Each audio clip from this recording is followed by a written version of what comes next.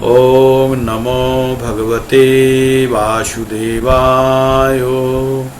ओम नमो भगवते वासुदेवाय। ओम नमो भगवते वासुदेवाय। ओम अज्ञानतिमिरन्धस्य ज्ञानाञ्जनशलाकया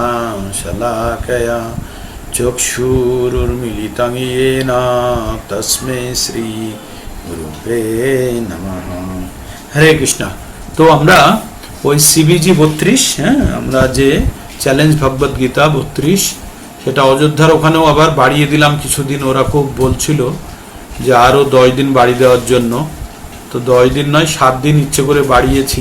আরও বাড়াবো, আরও এক সপ্তাহ বাড়াবো, কিন্তু এইভাবেই পরীক্ষার ডেট পিছনে করতে করতে যদি লাস্টের দিকে একটু ভালো করে পড়াশোনা হয়, তাই না? তো এটাই উদ্দেশ্য। এবার আমরা যে জিনিসটা পড়ব, আপনারা তো সবাই বেশি নতুন নয়, আপনারা তো সবাই মোটামুটি জানেন, তাহলে অসুবিধা কিছু হবে না। হ্যাঁ, তো যেটা হবে, প্রথম শ্লোকটি দিলীপ বিশ্বাস প্রভু পড়বেন, পড়ে 3-4 লাইনের মধ্যে মানেটা বলবেন। না, পড়ুন।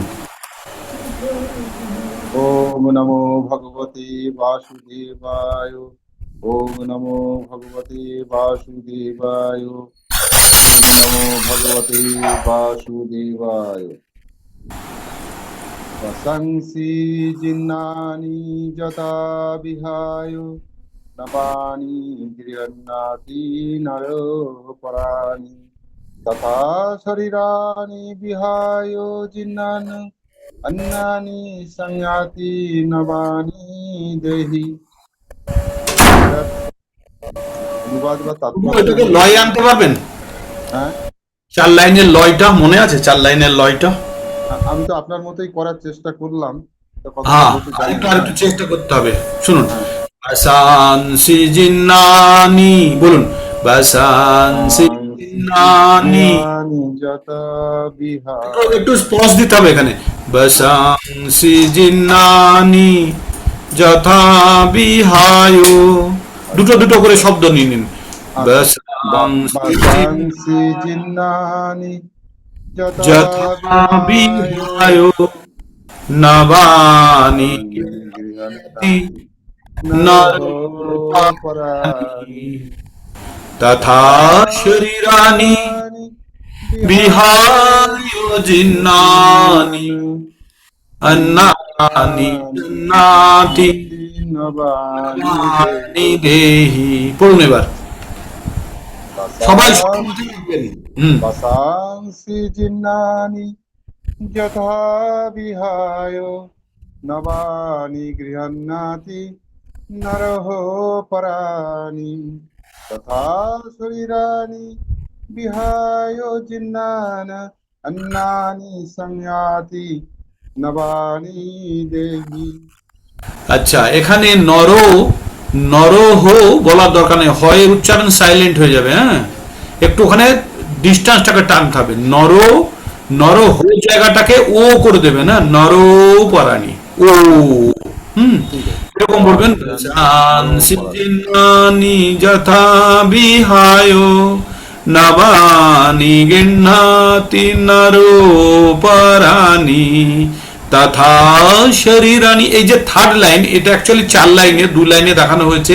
বাসানসি জিন্নানি যথা বিহায় 1 লাইন, তারপরের নম্বর হচ্ছে নবানি গৃহ্ণাতি নরোপরাণি, নরোপরাণি। এই সংস্কৃততে যেখানে এস লেখা থাকবে সেখানে লম্বা করতে হবে, বুঝলেন? ঠিক আছে, যেখানে এস লেখা থাকবে সেখানে লম্বা করতে হবে। সঙ্গস্তে কর্মণি, সঙ্গস্তে, যেমন আমরা ওই 2 নম্বর অধ্যায়ের 48 নম্বর 47 নম্বর শ্লোকটাই পড়ি, কর্মেণ্য বাধিকারস্তে মা ফলেষু কদাচন মা কর্মফল হেতুর ভূর মাতে সঙ্গস্ত কর্ম। তো এই যেখানে এস থাকবে সেখানে আপনাদেরকে লম্বা করে দিতে হবে। তো বলুন একবার দেখি। এটাই সেমটাই। হ্যাঁ বলুন, আরেকবার শ্লোকটা বলুন। বাসাংসি জিন্নানি যথা বিহায় নবানি গৃহন্নাতি নরোপরাণি তথা শরীরাণি বিহায় জিন্নান अन्नानि संयाति नवानि देहि। হ্যাঁ, এই যে তথা শরীরানি, এখানে একটা আঘাত থাকবে, এখানে জোর থাকবে। তথা শরীরানি বিহায় বিহায়, এই যে তথা শরীরানি আর বিহায়, এটাই পুরো শ্লোকটার চেঞ্জ করে দেবে, স্টাইলটাকে চেঞ্জ করে দেবে। হ্যাঁ, তথা শরীরানি বিহায়, বিহায়র পুরো একটা ওয়েভ নেবেন।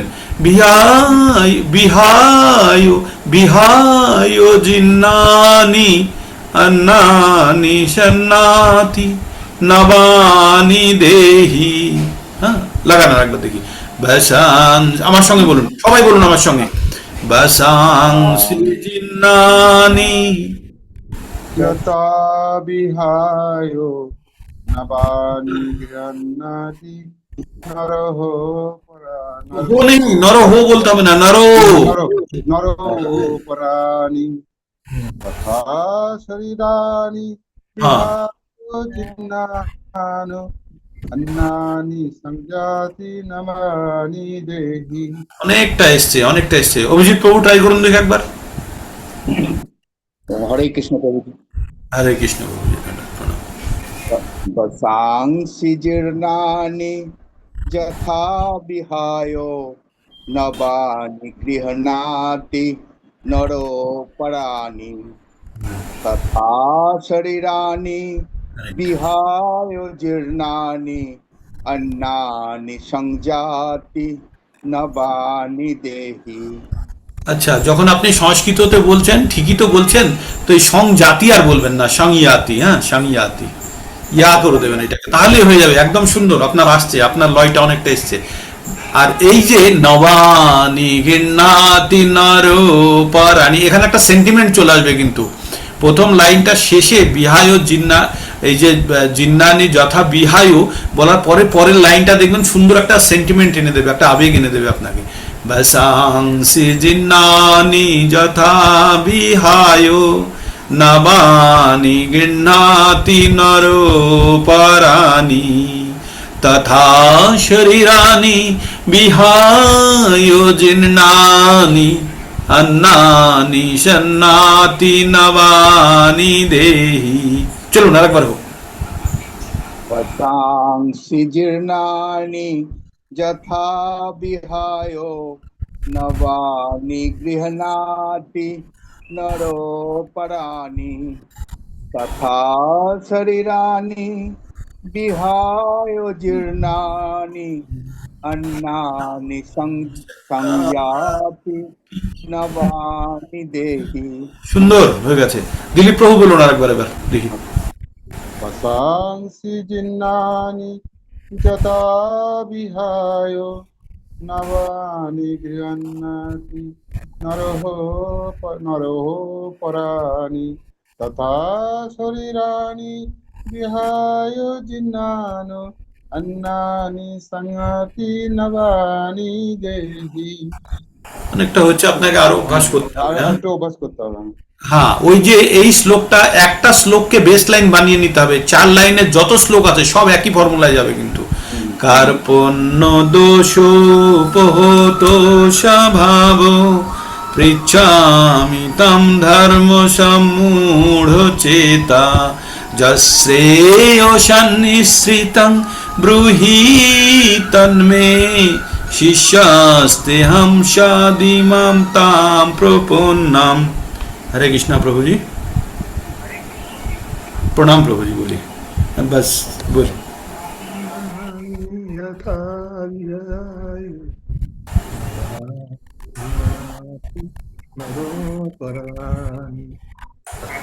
हाँ हाँ हाँ, अभी चाहिए, थोड़ा देर में। मैं एक्चुअली क्लास में हूँ, आपको अभी क्लास है क्या? अच्छा, उसके पहले ही दे देता हूँ, पहले दे देता हूँ। ठीक है, ओके ओके प्रभु जी, हरे कृष्ण। हाँ, তো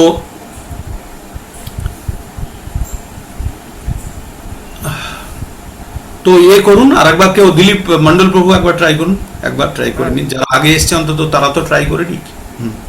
হরে কৃষ্ণ প্রভু। হ্যাঁ করুন। वशांसि जिन्नानि यथा विहाय नवानि गृह्णाति पुनरोपराणि तथा शरीराणि विहाय अन्नानि संजाति नवानि देहि। লয় হচ্ছে না প্রভু, লয়ের জন্য অভ্যাস করতে হবে।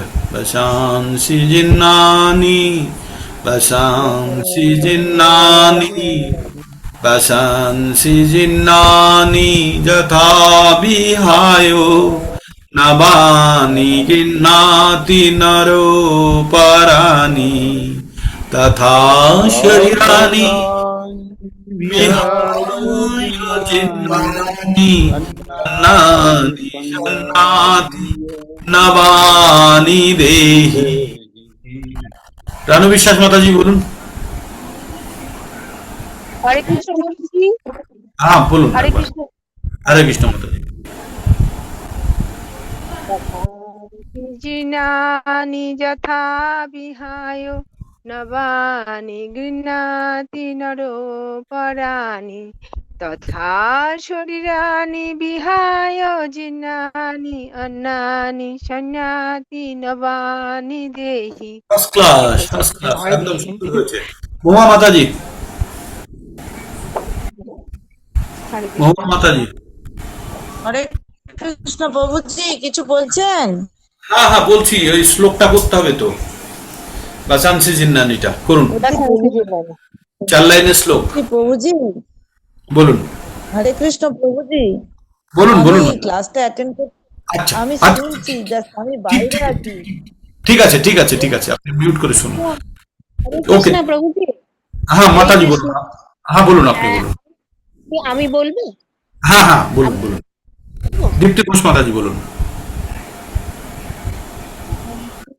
नानि यथा विहाय नवानि गृह्णाति नरपुराणि तथा शरीराणि विहाय जीर्णानि अन्नानि संजाति नवानि देहि। সুন্দর সুন্দর সুন্দর। ওই সংজাতিটাকে সংয়াতি যদি বলতে পারেন তাহলে আরো ভালো হয়। সংস্কৃত তো, আমরা বাংলায় সংজাতি, কিন্তু এতে হলে খুব সুন্দর হয়েছে। আপনাদের হচ্ছে, লয়টা হচ্ছে। অলোক প্রভুজি ট্রাই করবেন নাকি? অলোক প্রভুজি ট্রাই করলে আনমিউট করে করুন, নাহলে রিনা শিকদার মাতাজি বলুন।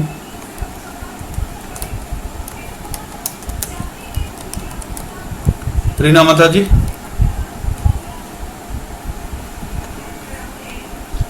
করুন বাসাংসি জিন্নানি। वशांसि जिन्नानि यथा विहाय नवानि गृह्णाति नरोपराणि तथा शरीराणि विहाय जिन्नानि अन्यानि संयाति नवानि देहि। एक्सलेंट, इसको बोलते हैं मॉड्यूलेशन। है जो हम लोग जो बात करते हैं, কথা বলি যেটা, সেটা এই যে কোথায় হাই হবে আর কোথায় লো হবে, আমরা কাউকে কখনো বকার সময় খুব বকে আবার তার মধ্যে তার নেক্সট ওয়ার্ডটা আবার সফট ওয়েতে বলি না, যে এটা মডুলেশন যে কোনো লেকচারের জন্য বা যে কোনো মিউজিকের মধ্যেও থাকে। হরে কৃষ্ণ। তো এটা একটা মডুলেশন। হ্যাঁ, তো এই মডুলেশনটা খুব দরকার। ভাসাংসি জিন্নানি যথা বিহায় নবানি গৃহ্ণাতি নরোপরাণি তথা শরীরাণি বিহায় জীর্ণানি अन्नानि शन्नाति नवानि देहि। মোটামুটি সবারই একটু অভ্যাস করে নেবেন আপনারা, যারা যারা আছেন তাদের সবারই মোটামুটি একবার করে হয়েছে। ঠিক আছে, সবাই মোটামুটি অভ্যাস করে নিয়েছেন, কেউ বাকি রইল না, সবাই হয়েছে। আচ্ছা, নেক্সট আমরা দুই লাইনের শ্লোকগুলো যদি থাকে, দুই লাইনেরগুলো আমরা বিভিন্নভাবে পড়তে পারি। হ্যাঁ, জন্ম কর্ম চ মে দিব্যম এবং যো বেত্তি তত্ততঃ, শেষে বিসর্গ থাকলে হ হবে। হ্যাঁ, জন্ম কর্ম চ মে দিব্যম এবং যো বেত্তি তত্ততঃ ত্বক্তা দেহং পুনর্জন্ম নৈতি মামেতি অর্জুন। এই যে শো এখানে হ হবে না, সহর্জুন না, সর্জুন, হ্যাঁ, একটু লম্বা করে হবে। তো এটাকে এটাও বলে জন্ম কর্ম চ মে দিব্যম এবং যোবেত্তি তত্ততঃ তত্তাদেহং পুনর্জন্ম নৈতি মামেতি সহর্জুন। তো কেউ বলবেন? আর একটা লয় আছে, আর একটা লয়ও আছে, সেটা টানা, আমি যেটা ওই 12 নম্বর অধ্যায়ে ইউজ করি। জন্ম কর্ম চ মে দিব্যম এবং যোবেত্তি তত্ততঃ তক্তাদেহং পুনর্জন্ম নৈতি মামেতি সর্জুন। এটাও একটা লয়। তো আপনাদের যেটা সুইটেবল লাগে, কঠিনটা করতে হবে না, সহজ দিয়েই করুন। তারপরে যখন এক্সপার্টিস লিখে যাবে তখন আপনি মডুলেশন করবেন, যেমন যেটা আপনার ভালো লাগবে সেটা দিয়ে করবেন। তো করুন, একজন করুন, দিলীপ প্রভু করুন, দিলীপ বিশ্বাস প্রভু করুন, জন্মকর্মটা বলুন দেখি।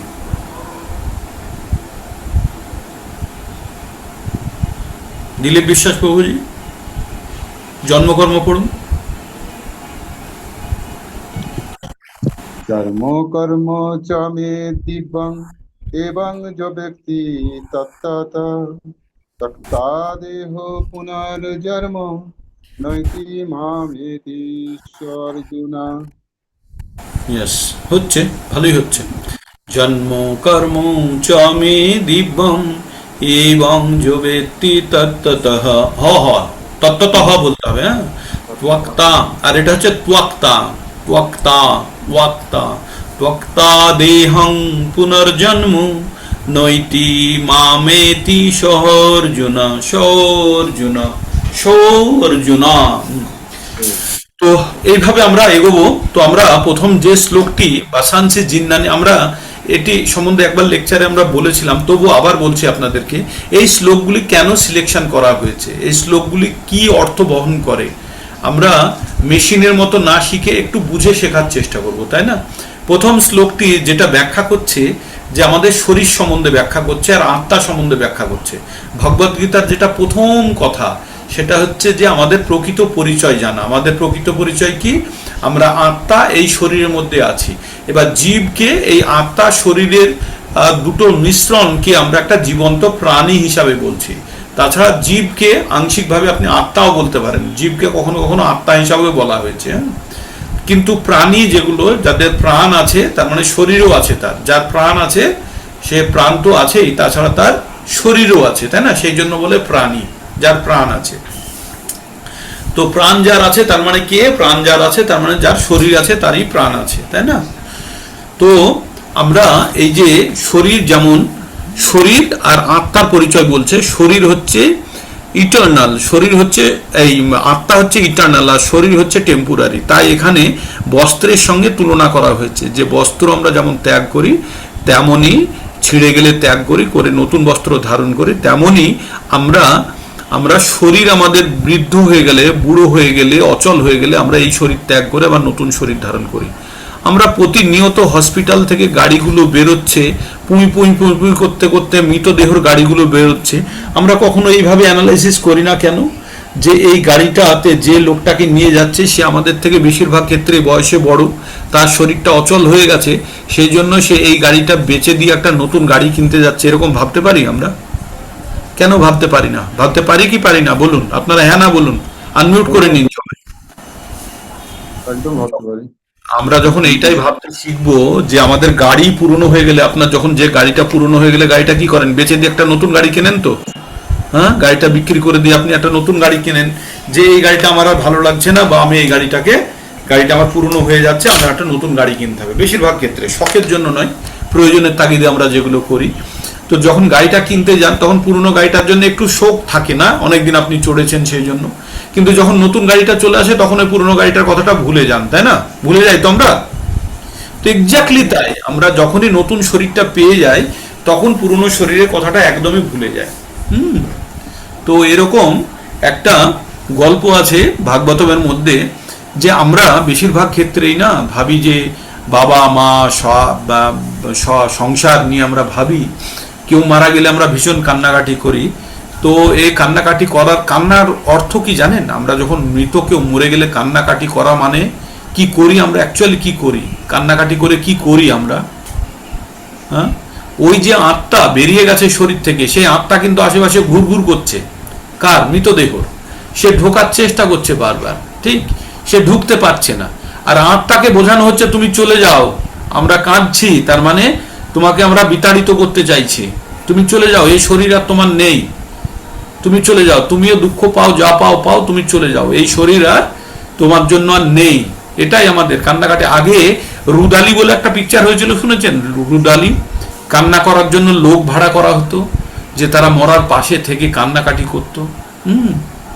তার মানে সেই আত্মাটাকে বিদেয় করার চেষ্টা করা হচ্ছে, যা তার আসক্তি কম হয়ে যাক, তাকে বারবার বোঝানো হচ্ছে। আসলে যখন কেউ মারা যায়, দুই ধরনের মৃত্যু হতে পারে, একটা হচ্ছে ন্যাচুরাল আর একটা হচ্ছে অ্যাবনর্মাল, আনন্যাচুরাল ডেথ। তো আনন্যাচুরাল ডেথ যখন হয় তখন শরীরের প্রতি প্রচন্ড আসক্তি থাকে, কিন্তু ন্যাচুরাল ডেথ যখন হয়, তার মানে বৃদ্ধ হয়ে জরা হয়ে, তখন অলরেডি শরীরের প্রতি তার মায়া ত্যাগ হয়ে যায়, তাই না? শরীরে কষ্ট পেতে পেতে শরীরের প্রতি, আপনার কাপড় জামা যদি ছিঁড়ে গিয়ে থাকে, তখন কি হবে? ধীরে ধীরে ওই শরীর কাপড়ের প্রতি আপনার মায়া চলে যায়, না, ছিঁড়ে গেছে, যেতে পারছে না, পরা যাচ্ছে না। তেমন এই শরীরে যদি বিভিন্ন ধরনের কষ্ট দেয়, মৃত্যুর আগে কষ্ট দেয় কেন শরীরে? এই জন্যই দেয়, যাতে শরীরের প্রতি মায়া কম হয়ে যায়, তাই না? সেই জন্য আমরা যখন শরীর ত্যাগ করি বা একটা শরীর থেকে আর একটা শরীরে যাই, কষ্ট দেওয়ার একটাই কারণ, যাতে ওই শরীরের প্রতি আর আসক্তি না থাকে। কিন্তু যখন আনন্যাচুরাল ডেথ হয়, অ্যাক্সিডেন্টাল ডেথ হয়, তখন কিন্তু শরীরের প্রতি খুব আকর্ষণ থাকে, আর যার মৃত্যু হয়েছে সে বুঝতেই পারে না সে মরে গেছে না বেঁচে আছে, শুধু সে শরীরে ঢুকতে পারছে না। আমরা ঘুমিয়ে গেলে কখনো কখনো শরীরটা আমরা কেউ জাগিয়ে দিলে জাগিয়ে দিক, বা একটা ধন্দের মধ্যে থাকি না, ঠিক ওই রকম অবস্থায় থাকে, ও বুঝতে পারে না ও জীবিত আছে না মৃত আছে। তবে আপনারা দেখবেন যারা অসুস্থ হয়ে মরছে অনেক দিন, তাদের প্রতি কান্নাকাটিটা ক্ষণিকের থাকে, কিন্তু অ্যাক্সিডেন্টাল ডেথের প্রতি হলে কান্নাটা অনেকক্ষণ লঙ্গার করে তো, কারণ আমাদের এক্সপেকটেশনের বাইরে, সেই জন্য আমরা বেশি কান্নাকাটি করি। আর যেটা এক্সপেকটেশনের মধ্যে একটু কান্নাকাটি করে, তখন আমরা বলি অনেক কষ্ট পেয়েছে, চলে গেছে, ভালো, বলি তো। কিন্তু আনন্যাচুরাল ডেথ হলে আমরা কি বলি? আমরা বলি যে মানে অনেক আফসোস করি, তার মানে কান্নাকাটির লেভেলটা বেশি হয়। আর যত বেশি হবে ততই তাকে বোঝানো যে বাবা তুমি আর এই শরীরের মধ্যে নেই, তুমি আউট হয়ে গেছো, তুমি চলে যাও। কান্নাকাটি করার এটা উদ্দেশ্য, কান্নাকাটি করার এটা উদ্দেশ্য। তারপরে আস্তে আস্তে ওই ডেড বডিটা বুঝতে শেখে। আর সব থেকে কষ্ট পায় যখন সেটাকে পুড়িয়ে দেওয়া হয়, খুব কষ্ট পায় তখন। কারণ আপনার একটা মোবাইল ফোন হাত থেকে পড়ে গিয়ে যদি স্ক্রিনটা ভেঙে দেয়, মনটা খারাপ হয়ে যায় না? সকাল থেকে সন্ধ্যেবেলা পর্যন্ত খাবো খাবো না, সবসময় মনের মধ্যে একটা বাচ্চা থাকে। একটা মোবাইল ফোন আপনি 1000, 1500, 2000 টাকা দিয়ে সে স্ক্রিনটা ঠিক করিয়ে নেবেন, বা নাহলে একটা মোবাইলই কিনে নেবেন।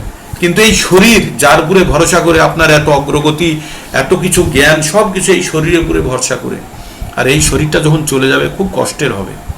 তাই এই কষ্টকে দূর করার জন্য আমাদের কি দরকার? জ্ঞানের প্রয়োজন। আপনারা যারা এই শরীর আর আত্মা সম্বন্ধে জ্ঞান অর্জন করে ফেলেছেন, তাদের কি মনের মধ্যে অনেকখানি সাহস জন্মায়নি যে মৃত্যুটা কোনো কঠিন জিনিস নয়? জন্মিয়েছে না? জন্মায়নি? আপনাদের মনের মধ্যে অনেক সাহস জন্মিয়েছে না যে মৃত্যু সম্বন্ধে? হ্যাঁ বলুন। ভয়টা দূর হয়েছে না আপনাদের? মানে আপনাকে যে ফ্ল্যাট ছেড়ে চলে যেতে হচ্ছে, তখন আপনি এটা জেনে গেছেন এর থেকে আমি একটা ভালো ফ্ল্যাটে যাব, তাই না? অনেকটা সাহস হয়েছে প্রভুজি, আগে অনেকটা ভয় পেতাম। হ্যাঁ, ভয়ের কিচ্ছু নেই মাতাজি, যা হবে একদম, মানে শুধু এখানে ইকুয়েশনটা আপনাকে জানতে হবে যে ভয় তাদেরই যারা যারা অন্যায় করছে, আর আর যারা ন্যায় পথে আছে তাদের কোনো ভয় নেই। এইটা যদি আপনারা জেনে রাখেন, তাহলে কোনো ভয় নেই আমাদের।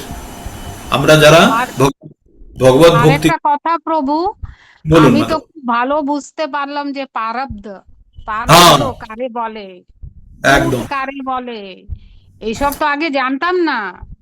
হ্যাঁ, তো মানে এইটা ভুগতেই হবে। একদম একদম একদম। আপনি যদি কাঁঠাল কিনে আনেন বাজার থেকে, কাটতে গেলে হাতে আটা লাগবেই, লাগবেই, বাস। তার মানে আমরা নিয়ে এসছি এই জিনিসটা, আমরা নিয়ে এসছি কোথা থেকে নিয়ে এসছি?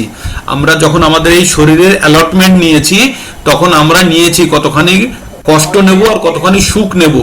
আর আমরা অনেক ক্ষেত্রে, বেশিরভাগ ক্ষেত্রেই আমরা কি করি? কষ্টটা বেশি চেয়ে নিই। কেন কষ্টটা বেশি চেয়ে নিই? কেন? যে কষ্টটা তাড়াতাড়ি ক্ষয় করে ফেলবো। আমাদের ধার থাকলে বলি না, তাড়াতাড়ি ধারটাকে শোধ করে দেবো, দিয়ে ঋণ মুক্ত হবো বলি তো। তো তাই করতে গেছি আমরা, দিয়ে বেশি কষ্ট নিয়ে চলে এসেছি। আর সেই জন্য যারা বেশি কষ্ট পাচ্ছে জানবেন তারা বেশি ঋণ শোধ করছে, তারা বেশি ঋণ শোধ করছে। তো এইভাবে আমরা যদি বুঝতে শিখি তাহলে মৃত্যু সম্বন্ধে আমাদের ভয় কিন্তু কম হয়ে যাবে। আমরা যখনই জেনে যাব এই শরীর ত্যাগের পরে আমাদের পুনরায় শরীর ধারণ করতে হবে, কারণ যার জন্ম হয়েছে তার মৃত্যু হবে, আর যার মৃত্যু হয়েছে তার জন্ম হবে। তো জন্মটা হয় কার? শরীরের, আত্মার জন্ম হয় না। তাহলে শরীর, এবার কেমন শরীর নেবেন সেটা ডিপেন্ড করছে আপনার অর্থের উপরে, আপনার সঞ্চিত কর্মফলের উপরে। তো এইবার যদি সঞ্চিত কর্মফল যদি কারোর অসীম হয় তাহলে সে আর এই ভৌতিক শরীর কেনে না। সে কি কেনে? সে কেনে স্পিরিচুয়াল শরীর, আধ্যাত্মিক শরীর, চিন্ময় শরীর। আর যে শরীরটা হচ্ছে ভগবত ধামে যাওয়ার পাসপোর্ট, ভগবত ধামে যাওয়ার পাসপোর্ট। তো ওই শরীরটা প্রাপ্ত করতে গেলে কি করতে হবে? আমাদের জড়জাগতিক সমস্ত ইচ্ছা অনিচ্ছাকে ত্যাগ করে ভগবান ভক্তিতে আমাদেরকে একনিষ্ঠ হয়ে ভগবানের সেবায় যেতে হবে। তাই তো আমরা ভগবদ্গীতা থেকে জানতে পাচ্ছি। ভগবদ্গীতা থেকে কি জানতে পাচ্ছি? মৃত্যু সম্বন্ধে মানুষের ভয় দূর হবে। হ্যাঁ, দূর হবেই। ভগবদ্গীতার জ্ঞান পেয়ে গেলে মৃত্যু সম্বন্ধে ভয় দূর হয়ে যাবে, কারণ আমরা জানি যে এটা হবেই আমাদের সঙ্গে, আর এটাকে মুখ লুকিয়ে আমরা অ্যাভয়েড করতে পারবো না, আমাদেরকে ফেস করতে হবে। তাহলে কি হতে পারে পরবর্তী ঘটনাটা যদি আমরা জেনে যাই তাহলে আমরা প্রিপারেশন নিতে পারবো। তো সেটাই হচ্ছে এই প্রকৃত জ্ঞানের অভাবে। আর প্রারব্ধ, যে যেখানে যে অবস্থায়, যে সংসারে যে কষ্টের মধ্যে নারী পুরুষ, প্রভুজি মাতাজি সন্তান যে অবস্থাতে আছে, প্রত্যেকে প্রারব্ধ নিয়ে ভুগছে। আমরা এই রোল নাম্বার, আপনাদের একটা গল্প বলেছিলাম না রামের, রাম ক্লাস 7-এ পড়ে, তার রোল নাম্বার 47। তো সেই রাম পরীক্ষা দিয়েছিল, দিয়ে আমি একদম শর্ট করে বলছি, রাম পরীক্ষা দিয়ে খুব পড়াশোনা ভালো করেছিল। কোন ক্লাসে? ক্লাস 7-এ। প্রচুর পড়াশোনা করে খুব ভালো, কি কারণে করেছে সেটা আর বলছি না, করার পরে সে ক্লাস 8-এ ফার্স্ট হয়ে গেছে। তো যখন ও ক্লাস 8-এ ফার্স্ট হলো তার কারণ কি ছিল? ক্লাস 7-এ ভালো করে পড়াশোনা করেছে। কিন্তু ক্লাস 7-এ যখন ও ভালো করে পড়াশোনা করলো, 7-এ কি ওর রোল নাম্বার চেঞ্জ হলো না। তার মানে আমরা এই জীবনে, আর ওর 7-এর রোল নাম্বার 47, ওটা কেন? ক্লাস 6-এর পরীক্ষার ফলস্বরূপ, তাই না? তো সেটা ও কি পিছনে গিয়ে সেটাকে ঠিক করাতে পারতো না। তার মানে ও যে রোল নাম্বার নিয়ে বসে আছে সেই রোল নাম্বার নিয়েই চলতে হবে। অভিজিৎ চন্দ্র প্রভুজিই থাকবে, মহুয়া হাজরা মাতাজি থাকবে, অলোক সাহা প্রভুজি অলোক সাহাই থাকলো, দীপ্তি ঘোষ, রানু বিশ্বাস, রীনা শিকদার মাতাজিরা, যারা যে অবস্থায়, যে বংশে কুলে, যে নাম নিয়ে জন্মগ্রহণ করে, বাস ওই অবস্থায় থাকবে। There is no change in that, irrespective of your status. अब कुछ भी कर लो, आपका रोल नंबर चेंज नहीं हो रहा है। रोल नंबर कब चेंज होगा? जब क्लास चेंज होगा। और हम लोगों का क्लास चेंज होगा कब? जब ये शरीर छोड़ के दूसरा शरीर धारण करेंगे। একটু আইডিয়া ক্লিয়ার হচ্ছে আমরা কি অবস্থাতে জন্ম নিয়ে আছি। তো আমরা যে অবস্থায় আছি এটা আমাদের 100% প্রারব্ধ নিয়ে আছি। প্রারব্ধ মানে যে অ্যালটমেন্ট নিয়ে এসেছি, কিচ্ছু করার নেই, একদম রোবট। যেটা করার আছে ভবিষ্যতের জন্য, বর্তমানের জন্য কিচ্ছু করতে পারবেন না। আমাদের কাছে ফ্রি হুইল এই আছে যে আমাদের কাছে কষ্ট আসবে।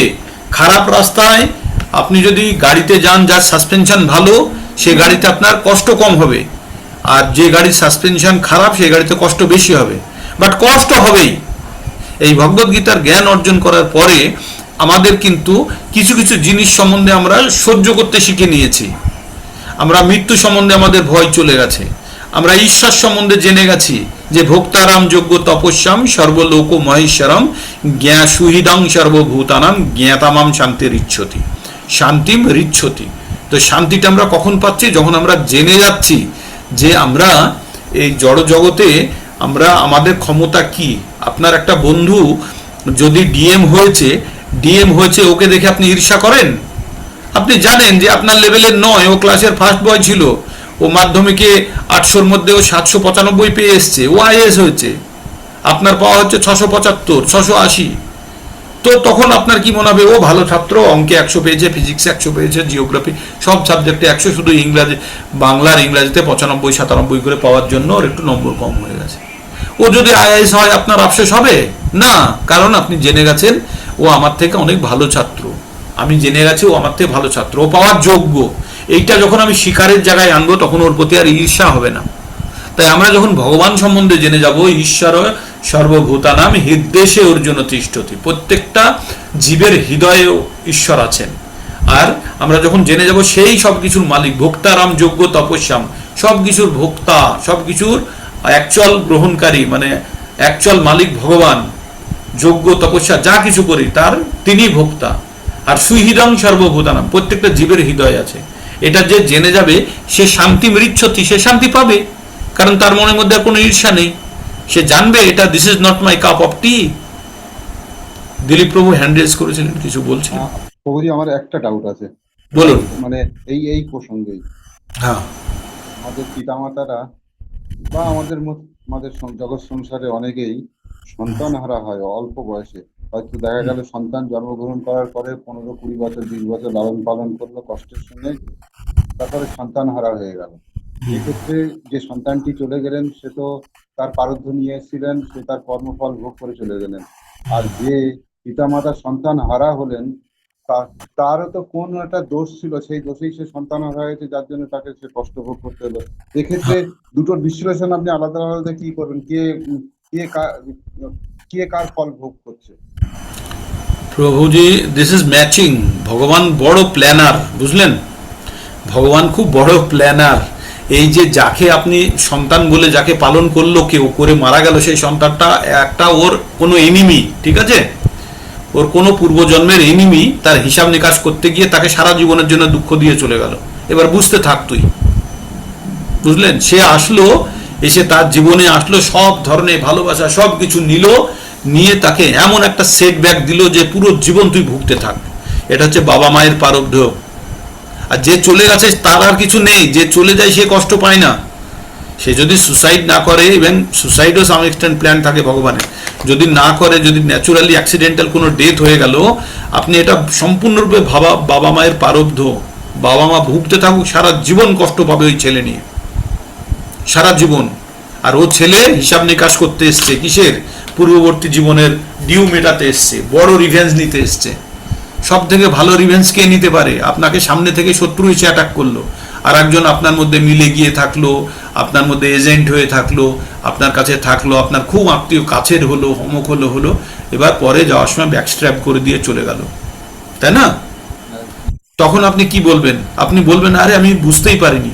যখন আপনি রিয়ালাইজ করবেন যে আপনার শত্রু আপনাকে ব্যাকস্ট্র্যাপ করেছে, তখন অন্তত আপনি নিজেকে রিকভার করতে পারবেন। কিন্তু যে মা বাবার 20 বছর 25 বছরের সন্তান চলে যায়, তারা তো সারা জীবনে তারা রিকভার করতে পারে না, তারা সারা জীবন ওই ব্যথাটা পায়।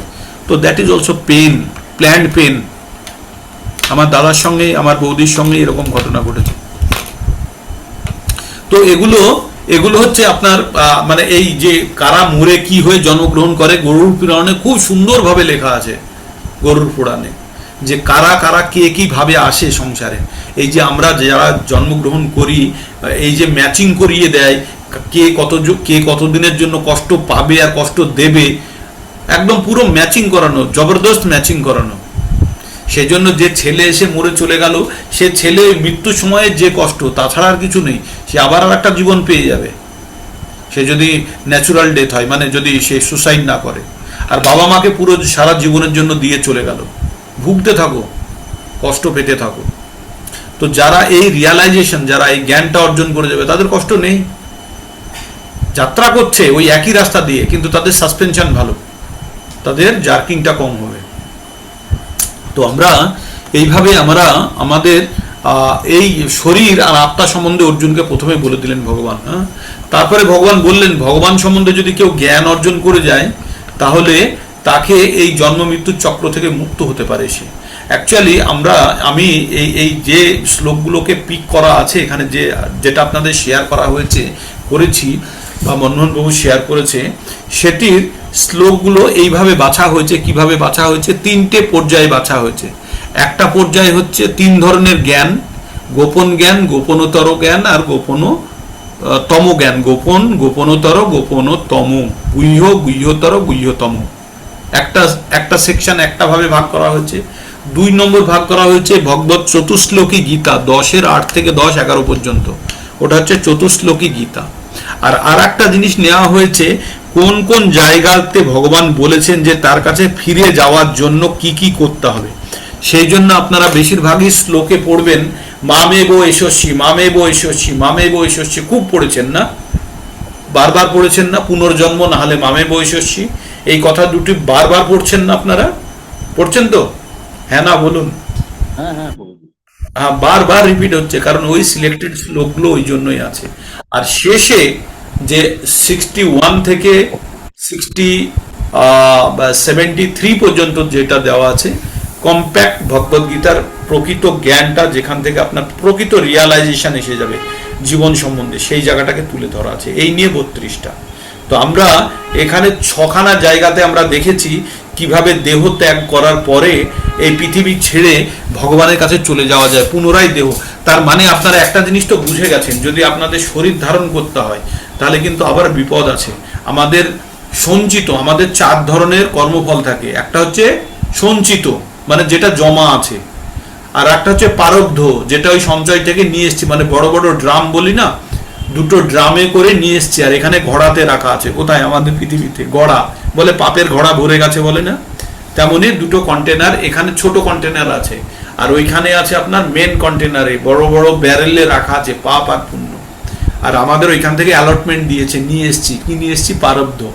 এবার এই প্রারব্ধতে সুখ আর দুঃখ জড়ানো আছে। এইবার এই প্রারব্ধ ক্ষয় করতে করতে আমরা যে সমস্ত পাপ আবার তৈরি করছি, একটা হচ্ছে কূট আর একটা হচ্ছে বীজ। কূট মানে লাগিয়েছেন, গাছ হচ্ছে, এখনো ফল হয়নি, আর বীজ মানে এখনো অঙ্কুর হয়নি, মানে জাস্ট দানা আছে। তো এই 2 ধরনের আবার পরবর্তীতে জুড়ে যাবে কোথায়? পরের জীবনে। তার মানে বুঝে নিতে পেরেছেন, আপনি জানেন না আপনার সঞ্চয়ে কি পড়ে আছে, তারপরে আবার এখন যেটা করেছি সেটাও গিয়ে অ্যাড হবে। তাহলে রিস্ক কেন নেব আমরা?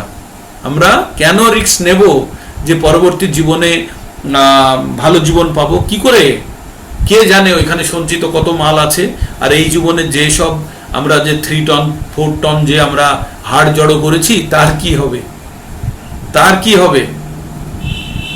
তো সেই জন্য আর কোনো রিস্ক নেওয়া নেই। ভগবদ গীতাতে এখানে সুন্দর জ্ঞান দিয়েছে। কি বলেছে?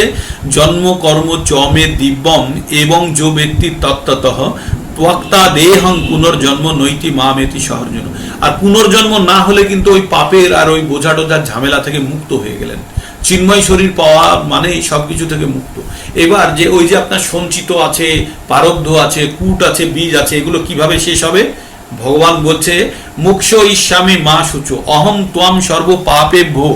66 নম্বরে বলছে না, 1866-তে, অহম ত্বাম সর্ব পাপে ভো মুক্ষ ইস্যামি মা শুচো হো।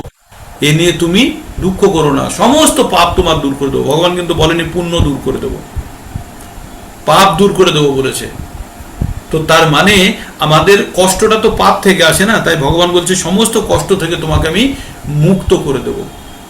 তো ভগবদ গীতার জ্ঞান আরোহণের পূর্বে আপনারা অনেকগুলো চ্যাপ্টার পড়ে এসছেন, কিন্তু প্রায় 9টা-10টা চ্যাপ্টার আপনারা পড়ে 11 নম্বর চ্যাপ্টারে প্রবেশ করেছেন। তার মানে যথেষ্ট পরিমাণে ভগবদ গীতার জ্ঞান আপনারা পেয়েছেন।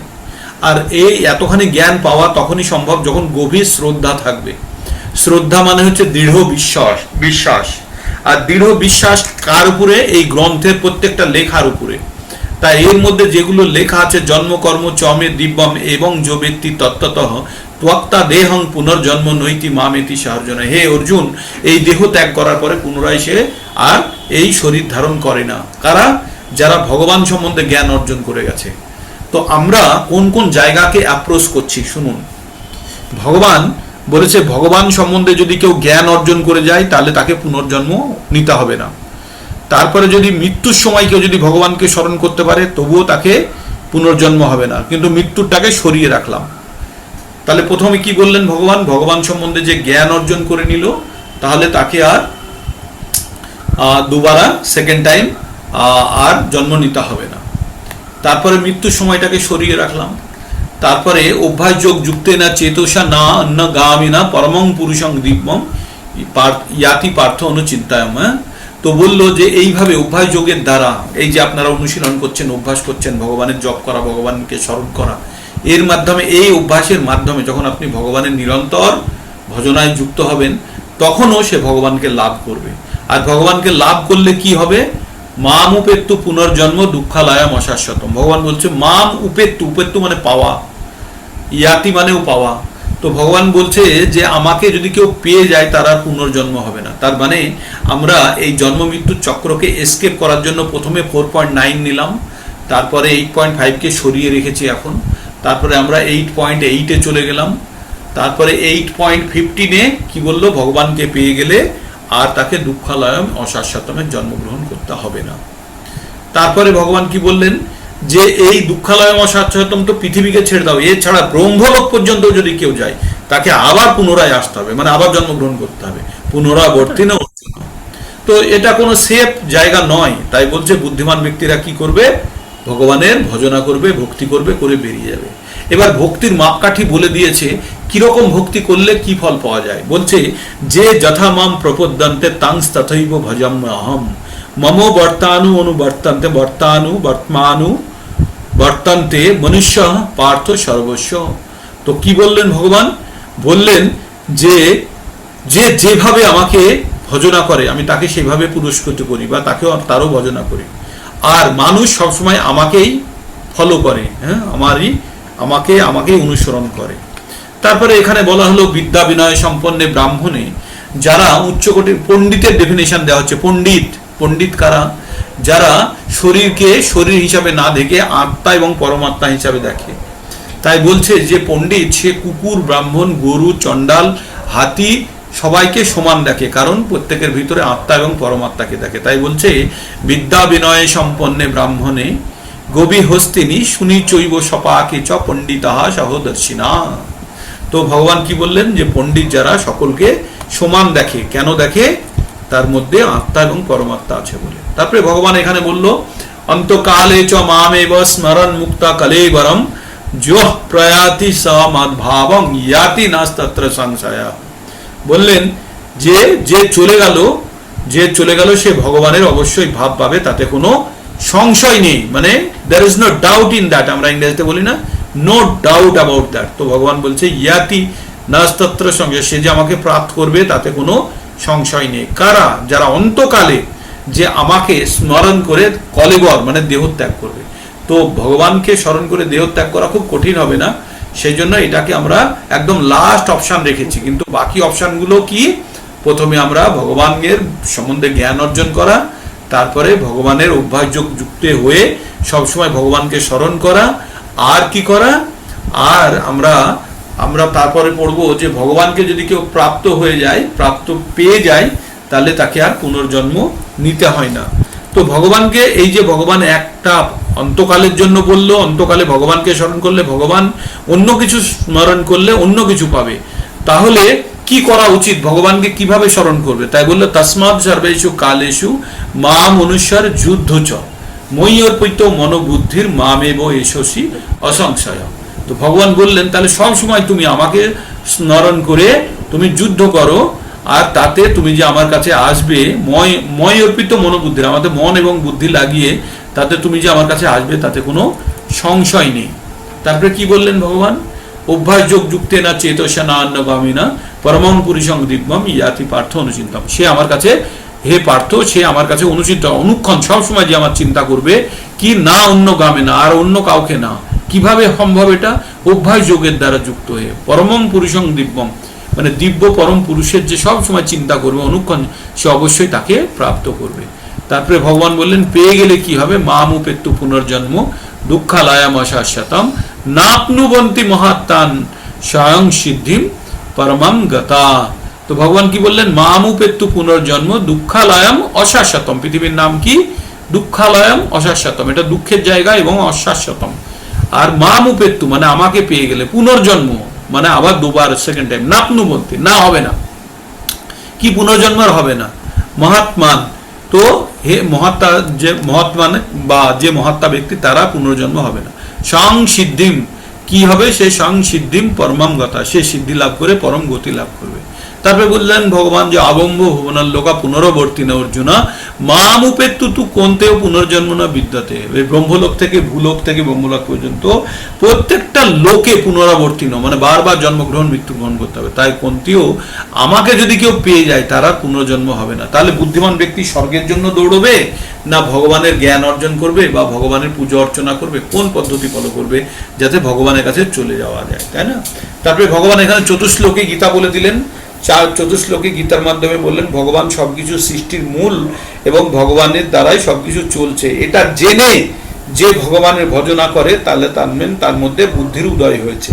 তো কি বলেছে, অহম সর্বস্ব প্রভব মত্ত সর্ব প্রবর্ততে ইতি মত্তা ভজন্তে মাম বুধা ভাব সমান্বিতা।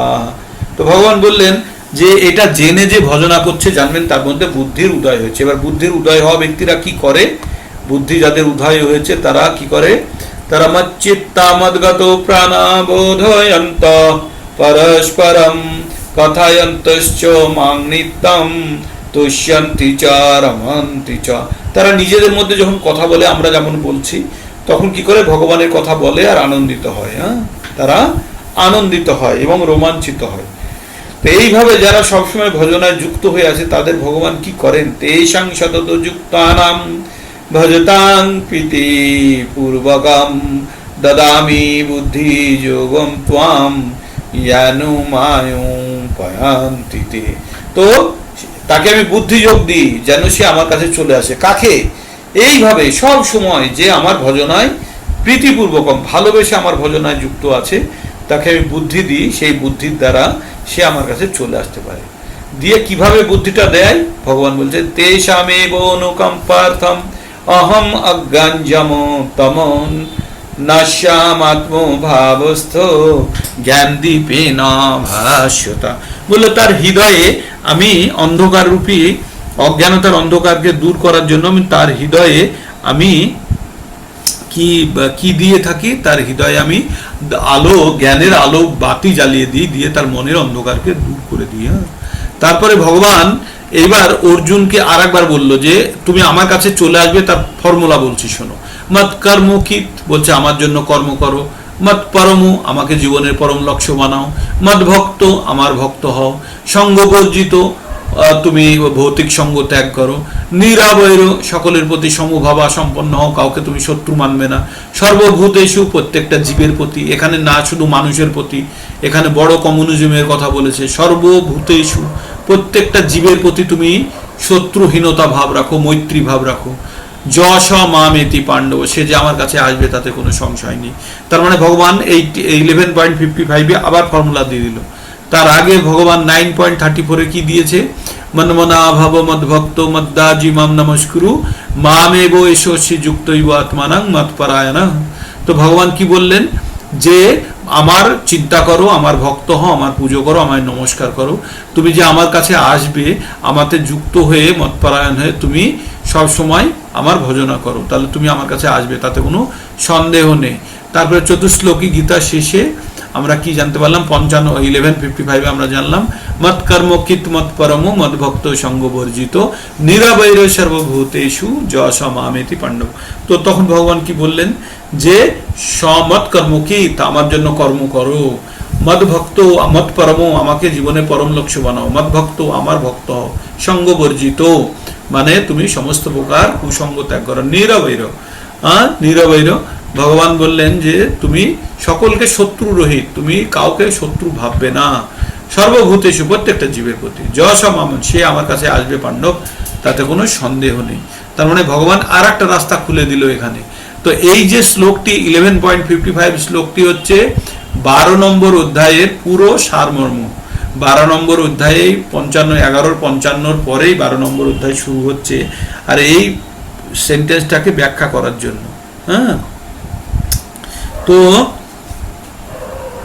তো এই অবস্থাতে আমরা দাঁড়িয়ে গেলাম। এবার আমরা 12 নম্বরে গিয়ে আবার ভগবান কিভাবে উদ্ধার করবে সেটা বলছে, ये तु सर्वाणि कर्माणि मयि सन्न्यस्य मत्परः अनन्यनैव योगेन মাং ধায়ন্তো পাশতে তেষামহং সমুদ্ধর্তা মৃত্যু সংসার সাগরাত ভবামি না চিরাত পার্থ ময়্যাবেশিত চেতসাম। তো ভগবান বললেন যে তুমি সমস্ত কর্ম আমাতে তুমি অর্পণ করো, অনন্যৈব যোগেন, একদম আর অন্য কিছু না চিন্তা করে তুমি এই অনন্য যোগে যুক্ত হও। মাং ধ্যায়ন্ত উপাসতে, সব সময় আমার চিন্তায় মগ্ন হও। তেষাম অহং সমুদ্ধত, সেই সমস্ত ব্যক্তিকে আমি উদ্ধার করি। কোথায় থেকে? মৃত্যু সাগর থেকে। হ্যাঁ, ভবামি না চিরাত পার্থ ময়্য, যে আমাতে এইভাবে চেতনায় মগ্ন হয়ে যে আমার ভক্তি করছে তাকে আমি অবশ্যই অনতি বিলম্বে আমি তাকে এই ভবসাগর থেকে মুক্ত করি। তারপরে এবার কম্প্রেসড ভাগবত গীতা আমরা এখান থেকে শুনবো। কোথায় থেকে শুনবো? 61 থেকে 73 পর্যন্ত। তো ভগবান এই যে ভাগবত গীতার প্রথম 2 অধ্যায়ে কি বললো ভগবান? আমাদের শরীর সম্বন্ধে জানালো না, শরীর সম্বন্ধে हमारा शरीर के आत्मा के आबार बोलছে 1861 ईश्वर सर्वभूतानां हृदये अर्जुन तिष्ठति ब्रह्मयन् सर्वभूतानि যন্ত্র অরুণানি মায়া। এখানে যন্ত্র, কোন যন্ত্র? এই আমাদের শরীরটাকে বলছে যন্ত্র। কিসের যন্ত্র? মায়ার যন্ত্র। আর এই যন্ত্রে বসিয়ে, কেন এই যন্ত্রে বসাই? আমাদের এই যন্ত্র দ্বারা, আমাদের এই যন্ত্রটা, এই শরীরটা হচ্ছে আমাদের ইচ্ছা পূরণের মেশিন। আমরা যেমন ইচ্ছা করেছিলাম সেই রকম শরীর পেয়েছি আমাদের ইচ্ছাকে পূর্তি করার জন্য, তাই না? তাই যারা মাতাজি তারা মায়ের শরীর চেয়েছিলেন, আর যারা প্রভুজি তারা প্রভুর শরীরই চেয়েছিলেন। তাই যারা মাতাজি থাকে, যখন মাতাজিরা স্পেশালি যখন মহিলাদের মৃত্যু হয় তখন তার সামনে প্রভুর ছবিটা ধরা হয়, তার হাজবেন্ডের ছবিটাকে ধরে দেখানো হয়, যাতে সে শেষ মুহূর্তে তার হাজবেন্ডের কথা ভেবে মরে সে পুরুষ হয়ে জন্মাতে পারে। পুরুষ হয়ে জন্মালে ভগবত ভক্তির পথে কিছুটা বেশি অ্যাডভান্টেজ পাওয়া যায়। এটা মেনে নিতে হবে। হ্যাঁ, এটা মেনে নিতে হবে। বারবার সেই কথা বলা হয়েছে। 9 নম্বর অধ্যায়ে আমরা গেলে দেখতে পাবো। হ্যাঁ, যে মামি পার্থ ব্যাপাশ্রিতা যে জেপি সুহ পাপজনয় স্ত্রী ও বৈশ্য তথা শূদ্রস্তপি ইয়ান্তি পরম গতি। তো স্ত্রী শূদ্র বৈশ্যদের সঙ্গে স্ত্রীদেরকে কম্পেয়ার করেছে একটু কম বুদ্ধি সম্পন্ন ভেবে নিয়ে। কম্পারেটিভলি পুরুষদের তুলনায় নারীদের বুদ্ধি কম, এটা স্ট্রাকচার অনুযায়ী। তার মধ্যে কিছু কিছু নারীরা যারা আছে তারা অবশ্যই বুদ্ধিমতী আছেন, কিন্তু অ্যাভারেজে পুরুষদের তুলনায় কম। তাই সেই জন্য পুরুষদের শরীর পেলে তারা আর একটু ভগবত ভক্তি ভালোভাবে করতে পারবে। কিন্তু অনেক মাতাজি আছে যারা এই শরীরের থেকেই তারা ভগবত ভক্তি করে তারা পুনরায় শরীর ধারণ করবে না। তাই ভগবান কি বললেন?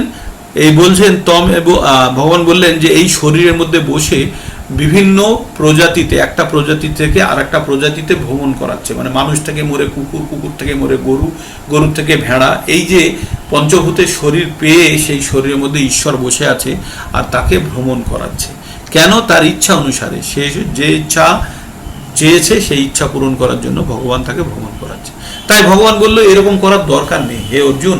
তাহলে প্রথম গোপনীয় জ্ঞানটা দিল কি? বললো যে তুমি এই বানরের মতো একটা গাছের ডাল থেকে আর একটা গাছের ডালে বারবার ঝাঁপিয়ে ঝাঁপিয়ে বেড়াচ্ছ, একটা শরীর থেকে আর একটা শরীরে। তার থেকে তুমি বুদ্ধিমত্তার কাজ করো কি?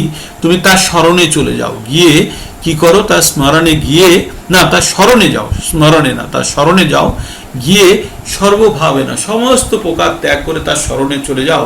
সে তোমাকে দয়া করবে, আর দয়া করে সে এমন একটা জায়গা দেবে যেখানে গেলে আর ফিরে আসতে হয় না, আর নিরন্তর শান্তির জায়গা, সেটি হচ্ছে ভগবান ধাম। তাই বলছে ত্বমেব শরণম গচ্ছ সর্বভাবে না ভারত তৎপ্রসাদাৎ। প্রসাদাৎ মানে হচ্ছে এ দয়া, তৎপ্রসাদাৎ পরম শান্তি, পরম শান্তির জায়গা পাওয়া যাবে। স্থানাং প্রাপ্স্যসি শাশ্বতম, আর যে জায়গাটা পাওয়া যাবে সেটি শাশ্বতকালের জন্য পরম শান্তির জায়গা।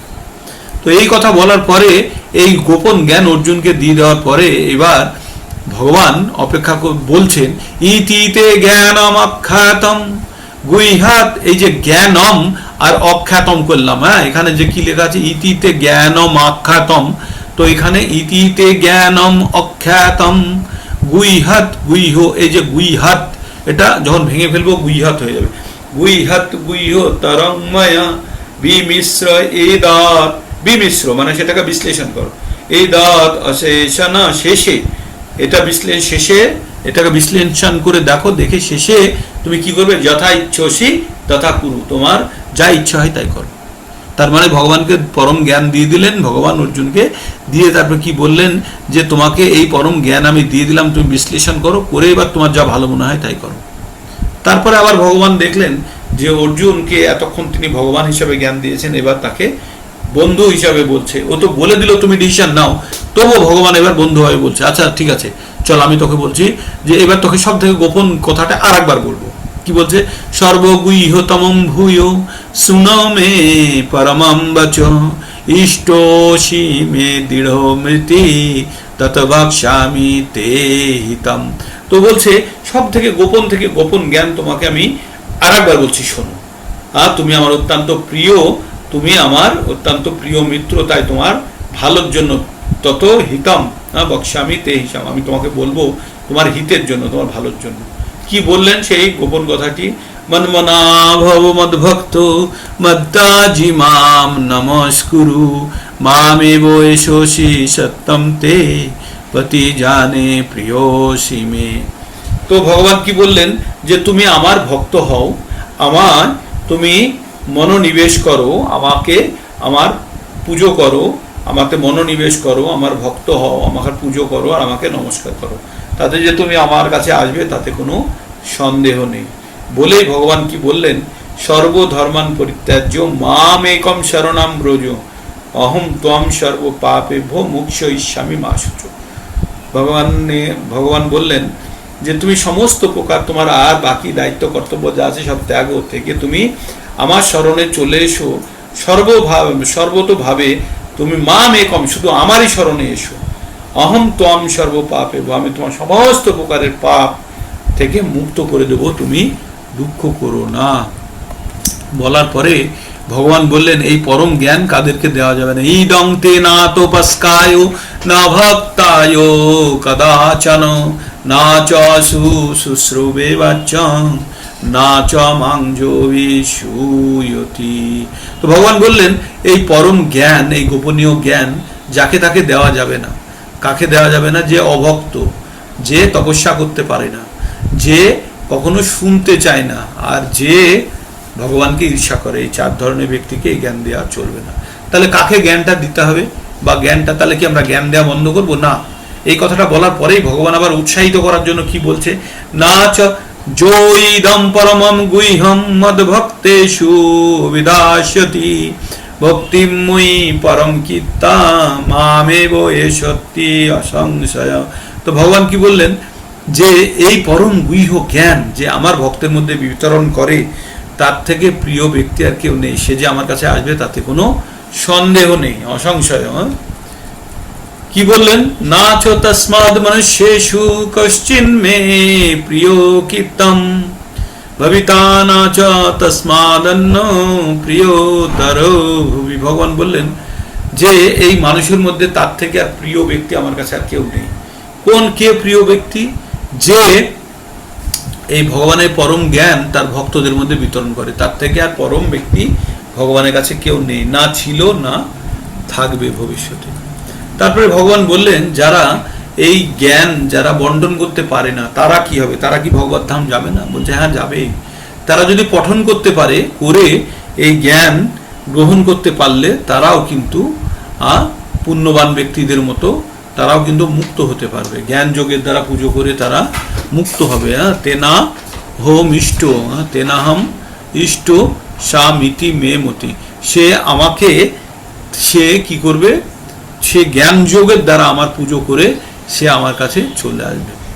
তারপরে এবার ৭১ যে পড়তেও পারে না তার কি হবে? এক তো হচ্ছে প্রচারক, ২ নম্বর হচ্ছে নিজে নিজে পঠন করে, আর ৩ নম্বর কি বলছে এখানে, যে পড়তেও পারে না, তাহলে সে শুনতে তো পারবে। তাই বলছে শ্রদ্ধাবানন সুয়শ্চ, শ্রদ্ধাবান অশুন অন সুয়শ্চ, মানে যে ঈর্ষা না করে, শুনোদপি যো নর, শ্রদ্ধার সঙ্গে ভগবানের প্রতি ঈর্ষা না করে যে মনুষ্য এটাকে শ্রবণ করে, সোপি মুক্ত, সেও মুক্ত হয়ে যাবে। শুভ লোকান, সে উচ্চ লোকে যাবে। পাপনুয়াত পুণ্য কর্মনান, সে মুক্ত হচ্ছে না বটে, কিন্তু সে উচ্চ গ্রহলোক ভোগ করবে। কশ্চিতে দৎসুতম পার্থ তয়া একাগ্রেণ চেতসা কশ্চিৎ জ্ঞান সম্মোহ পুনস্তস্তে ধ্যানঞ্জয়। তো বললেন যে হে অর্জুন, তুমি এই পরম গুহ্য জ্ঞান তুমি কি অর্জন করেছো? তোমার কি মোহ দূর হয়েছে? তুমি সম্মোহিত ছিলে, তুমি আর কি জ্ঞান ফেরত এসছে? বলো অর্জুন। তখন অর্জুন কি বলছে? নষ্ট মোহ, অর্জুন বাচ নষ্ট মোহ স্মৃতির্লব্ধা তৎপশ্চাদান ময়াচ্যুত স্থিতোস্মি গত সন্দেহ করিষ্যে বচনং তব। ভগবান বললেন, অর্জুন বললেন, নষ্ট মোহ, আমার সমস্ত প্রকারকার মোহ দূর হয়ে গেছে। স্মৃতির লব্ধ, আমি স্মৃতি ফিরে পেয়েছি। তৎপ্রসাদাৎ মে অচ্যুত, হে অচ্যুত, যার কোনো পরিবর্তন হয় না কথার। তাই কি বললেন ভগবান? নষ্ট মোহ, আমার মোহ দূর হয়ে গেছে, আমি স্মৃতি ফিরে পেয়েছি। আর কিভাবে পেয়েছি? তোমার প্রসাদে, তোমার দয়াতে আমি এখন স্থির আছি, আমার সন্দেহ দূর হয়ে গেছে। করিষ্যে বচনং তব, সব কিছু বলার পরে আমি সব বুদ্ধি জ্ঞান সব ফেরত পেয়ে গেছি, কিন্তু আমি আপনার কথাই শুনবো। কে বলল? অর্জুন। হ্যাঁ, করিষ্যে বচনং তব, আমি আপনার কথাই শুনবো, পালন করব। এইবার বলার পরে অর্জুন বলে যুদ্ধ করতে গেল। তো এবার সঞ্জয় ভগবান গীতার ফাইনাল শ্লোকে ধৃতরাষ্ট্রকে কি বলছে? যত্র যোগেশ্বরা কৃষ্ণ যত্র পার্থ ধনুর্ধরা তত্র শ্রী বিজয়া ভূতি ধ্রুবা নীতি মতির মম। তো বললেন, সঞ্জয় বললেন, যেখানে যোগেশ্বর কৃষ্ণ আর যেখানে পার্থর মতো ধনুর্ধর, মানে যেখানে বুদ্ধি আর যেখানে কর্মক্ষমতায় দুটো যদি এক জায়গায় হয়, তাহলে সেখানে কি থাকবে? ধন থাকবে, মানে পরিশ্রমী হবে। হ্যাঁ, ধন থাকবে। তারপরে কি হবে?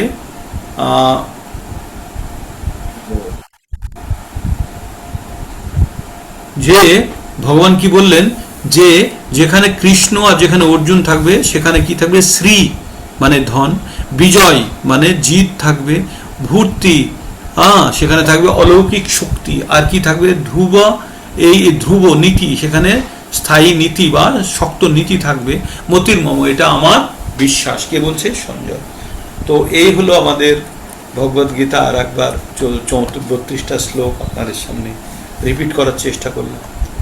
আরও কারোর যদি কোনো জায়গাতে একটু বুঝতে অসুবিধা থাকে বলতে পারেন বা ডিসকাস করতে পারেন, কারো কিছু বলার যদি থাকে। যদি না থাকে তাহলে আমি শেষ করব। হরে কৃষ্ণ। বলুন রানু বিশ্বাস মাতাজি, বলুন। প্রভুজি বলছি, এটা কিন্তু রেকর্ডিংটা অবশ্যই পাঠাবেন। হচ্ছে মানে আমি দেখলাম যে শোনার থেকে মানে নিজে পড়ছি অনেকবার, কিন্তু এটা যেন মনে হচ্ছে আরো বেশি ভালো হচ্ছে, মানে শোনাটা। ঠিক আছে, এটা শ্রবণেরই জিনিস, সেই জন্যই বারবার এটা রেকর্ডিং, আগের রেকর্ডিং আছে, তা সত্ত্বেও আর একটা রেকর্ডিং বানালাম এবং ইন্টারঅ্যাক্টিভ বানালাম সেশনটা, যাতে আপনাদের আরো ভালো লাগে এবং আরো ভালোভাবে বুঝতে পারেন। আমার তো মনে হচ্ছে নিজে পড়ার থেকে এইটা শুনে আমার বেশি আরো মনে হচ্ছে বেশি ইজি ঠিক লাগছে। আছে, আপনিও পড়েছি শুনুন, অনেকবার পড়ছি। আপনিও শুনুন, আপনার মাকেও শোনান। হ্যাঁ হ্যাঁ, মাও শোনে। মা তো এখন বলছে, আমি জাস্ট চোখ বন্ধ করলে মাকে বললাম তুই চুপ করে থাকো, আমি আগে শুনে নি, তারপরে এখন দেখছি এটা মানে ইচ্ছা করলে জয়েন করিয়ে দিতে পারেন। তো আর কারো কিছু আছে বলার? কিছু? দীপ্তি ঘোষ মাতাজি, রীনা শিকদার মাতাজি, অলোক সাহা প্রভুজি, অভিজিৎ চন্দ্র প্রভুজি, দিলীপ মন্ডল প্রভুজি, দিলীপ বিশ্বাস প্রভুজি আর মহুয়া মাতাজি। আর কারো কিছু বলার নেই? তাহলে বন্ধ করি। হ্যাঁ প্রভু, কিছু বলার নাই। ঠিক আছে, গুড। খুব সুন্দর, আপনারা পার্টিসিপেট করছেন। আর আপনারা हरे জানবেন। कृष्णा प्रभु जी। বলুন মাতাজি, বলুন। হরে কৃষ্ণ প্রভু জি। খুব হরে কৃষ্ণ। ভালো লাগছে, খুব ভালো লাগছে, খুব ভালো লাগছে। ঠিক আছে, কত কিন্তু কি জানতে কদিন পারলাম ধরে আমরা। তো দেখছি না। আমরা এত এত বোকা ছিলাম, আমরা কিছুই জানতাম না। কত সমৃদ্ধ হলাম, আমার প্রভুজি জ্বর হয়েছিল। ও আচ্ছা, কদিন ধরে দেখছি না তাই জ্বর ভাব। হয়েছিল, হ্যাঁ জ্বর হয়েছিল। তারপরে বাড়িতে মিস্ত্রি লেগেছে, অনেক ঝামেলায় পড়ে আছি আমি। প্রভুজি আমি রেকর্ডিং শুনছি আমি। শুনুন শুনুন মাতাজি, শ্রবণ করুন। ভোরবেলা জয়েন করতে পারছি না। প্রভুজি 8-15-তে হ্যাঁ। 8-15-তে মাম উপেত্য পুনর্জন্ম দুঃখালয়ম অশাশ্বতম, এখানে কিন্তু ওটা কোথায় হচ্ছে, এখানে শাশ্বতম আছে। হ্যাঁ, দুঃখালয়ম, ওই যে মোর অর্ধে, হ্যাঁ হ্যাঁ ওই আমরা যখন কে বলি না আর ওই কে ভেঙে ময়ের নিচে একটা হলেন্ত চলে আসে। হ্যাঁ, কি বলে ওইটাকে? আধখানা আধখানা করে দুঃখালয়ম বলি না আমরা, দুঃখলয়ম অশাশ্বতম। আমরা যেমন বলি না, ধর্মক্ষেত্রে কুরুক্ষেত্রে সমবেত যুজুৎসবা মাম কা পাণ্ডব শ্রৈব কিম কুর্বত, তো এই কথাটা হচ্ছে কিম অকুর্বত, তাই হয়ে গেল কিম অকুর্বত, তাই তো? তো এখানে দুঃখালয়ম অশাশ্বতম আমরা ভেঙেই পড়ছি। ঠিক আছে, ঠিক আছে। ঠিক আছে প্রভুজি, তো আজ এখানেই থাক, অনেকক্ষণ হলো আপনারা জয়েন করলেন। আমি ভাবলাম হয়তো আমার দোকান খুলবো, কেউ খরিদ্দারি নেই, তা না, দেখলাম। ভীষণ ভালো হয়েছে প্রভুজি, ভীষণ ভালো। আমার তো মানে অন্য কাজ ফেলে সত্যি কথা বলতে কি আমি তো ফোন করেছিলাম, আমি অনেককে ফোন করেছিলাম, অনেকে তো ফোনই ধরেনি। ঠিক আছে, ঠিক আছে, তারা রেকর্ডিং শুনে নেবে। আপনি তো চেষ্টা করলেন প্রভু, যে যথা মাম প্রপদ্যন্তে তাংস তথৈব ভজামি অহম। ভগবান যে যেভাবে প্রচেষ্টা করবে, ভগবান তাকে সেইভাবে পুরস্কৃত করবে। একদম আয়না ভগবান আমাদের সামনে। আর আপনার এই মানে কি বলবো, এত ধৈর্য, আমি তো সেটাই ভাবছি যে কি করে পান এত। ঠিক আছে মাতাজি, যার কাছে যা ভগবান ছোটখাটো যদি দিয়ে থাকে কিছু, আপনাদের কৃপাতে দয়াতে অংশ ধার দেন যেভাবে দিয়ে চালাচ্ছে চলুন। প্রভুজি। ঠিক আছে মাতাজি, হরে কৃষ্ণ। রেকর্ডিং বন্ধ হরে করুন। কৃষ্ণ, হরে কৃষ্ণ।